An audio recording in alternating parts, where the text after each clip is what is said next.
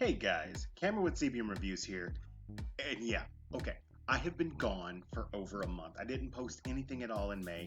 I'm going to talk about that, but in all honesty, I'm back to talk about that guy right there. I'm here to talk to you about the very first episode of the new Loki series that is out right now. At least episode 1 is out right now on Disney Plus. We're going to talk about the episode. This is going to contain spoilers, but fortunately, there won't be really any huge spoilers if you're a fan of the MCU. So if you wanted to watch it, but you haven't watched it, and you're a fan of the MCU, you can kind of watch this without getting spoiled too much. So stick around.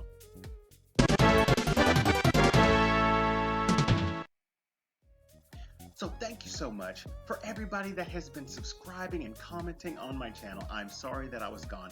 Uh, if you do want to keep on track on comic book movies that come out, please subscribe to the channel and hit that notification bell if you want to know as soon as I upload. To kind of give this quick thing, I have been on Twitch. I have been streaming on Twitch overnight 4 to 5 times a week, playing adventure games and things like this. If you want to know about my Twitch channel, I'm putting it in the description down below. The name of it is Virtuous Hobbs. We play a lot of adventure games. Sometimes they are superhero games. So if you're up late at night and you're having some insomnia, or you work overnight and you're just wanting something in the background to help you get through that overnight shift, come by the channel. It's in the description. I would love to have you in my comment section. I would love to have you follow. I would love to have you subscribe. So, but here we're talking about episode 1 of Loki, which is entitled Glorious Purpose, which is fitting. The very beginning of the episode starts pretty much in that one scene in Avengers Endgame where they go to 2012 and they're about to pick up the Tesseract, and it doesn't go quite as planned. Loki takes it and bounces out. Immediately after that, he ends up in like the Gobi Desert. And it's so funny because he sees some of the natives there, and he finds the highest rock to stand on. So he's like, "I am Lofi," or Lofi. What am I talking about? See, it's been so long since I've done this sort of thing. I am Loki. It's Loki Lofus. So I kind of put the two together. Not bad. But that is where we get introduced to the TVA, the Time Variance Authority, and they come and they take Loki because he's not supposed to have taken the Tesseract. So they take him to this completely secretive, incredibly scary looking place where things don't make a lot of sense to him at the time being. He is put on trial. He is made to sign a list of documents where it says that, these are all the words he's ever said.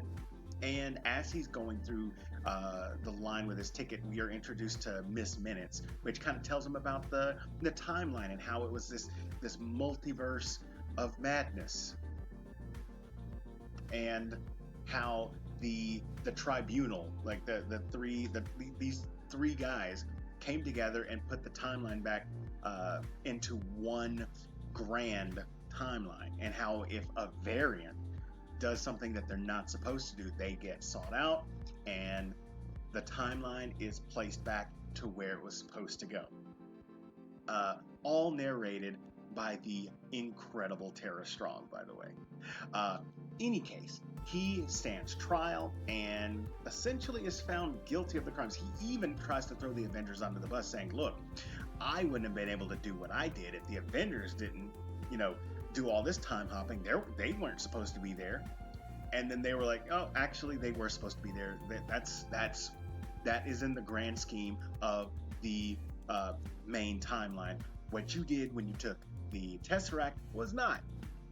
And just before he is sentenced to be reset, we have Owen Wilson's character, Mobius. I believe it's Mobius M. Mobius, but I'm not 100% on that. He comes to stop them, and he takes him in for a more intimate interrogation. Now, before he shows up, he was actually in the 14 or 1500s in France investigating a group of TVA agents who were killed. Um, And as they're doing the investigation, there's a little girl, there's a little French girl, and he comes to her and he asks who did this, and she points to like this stained glass picture, and it definitely looks like Mephisto. And I was like, I'm not falling for that again. I mean, we already went through this just this year. It can't be. But anyway, it looked like a Satan in a stained glass church window, and she's chewing some blue gum that he gave to her. But anyway, he leaves there, goes and gets Loki out of the court scene essentially, and he's interrogating him, and he's really getting to the root of who Loki is. Like he asked Loki, he's like, so if you left here, what would you do? He's like, I would rule Midgard and then Asgard and the Nine Realms. And he's like, oh, so Loki, king of space. And I'm like, I'm really digging this. So if you weren't aware, this Loki, because it takes place at that point in Endgame, this is Loki before he's had his entire not revival, before he has gone through his growth, before he's had where his mother died, where he witnessed his adopted father die, where he finally accepts his brother as family, and when he actually lays down his life for his brother, his redemption arc. Why I couldn't think of that 30 seconds ago, don't know. But this is when he's still in his I am a megalomaniac. But don't call me a megalomaniac because I'm meant to rule. I'm a god. And and it's like, oh yeah, the god of mischief. For somebody who's mischievous, you sure do kill a lot of people. I don't know if that's mischief. So they're going through this, and they're really talking about Loki's past. And then it starts to come out where he starts talking about Loki's future, and we're seeing events that happened in Thor: The Dark World. And we're really getting into some very interesting things. And Loki doesn't believe. He's like, this hasn't happened. This isn't real. And just as this is going on, Loki's able to escape. And he's making this masterful escape with this tool that they've been using to keep him confined. And he finds the Tesseract, and as he goes through the evidence drawer where the Tesseract is held, he realizes that there is like dozens, like multiple Infinity Stones in this drawer. And he's like, there's a bunch of Infinity Stones here. And the guy is like, yeah, we kind of use them as paperweights. There's not really anything. You can't use any magic or Infinity Stones or anything in this place. It is that powerful. And Loki realizes, okay, this place isn't playing. It's the real deal. As he's still out of custody, so to speak, he decides to look further into his future. So he witnesses his mother die, and he witnesses his adopted father die, and he witnesses the events that happen to where he and Thor finally become close. They're no longer clashing. They're no longer butting heads. They're no longer enemies or frenemies or whatever. They're actually family. And he witnesses his death at the hands of Thanos, which kind of lights a fire in him. The TVA don't know he's seen what he's seen. But he doesn't try to escape at that point. He sticks around. And Mobius comes and finds him, and he's like, are you cool? Are you going to try to do something? And at this point, he's not. And so Loki's like, okay, so real talk. Why do you have me here? Like, you could have reset me, and that would have been it. No problem.